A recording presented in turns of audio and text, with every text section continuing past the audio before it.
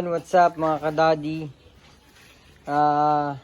For today's vlog, mag-sound check tayo ng stainless na canister. Pang carb to. And may sarili siyang elbow. Yan, Vmax yung elbow niya. Tapos may sarili din siyang sensor. Binila niya ng sariling sensor para, kasi pag binabaklas yung sensor, pwedeng malos thread. So bumili siya ng sariling sensor dito para sa tambutso na niya na stainless. So ayun, sound check natin mga kadad.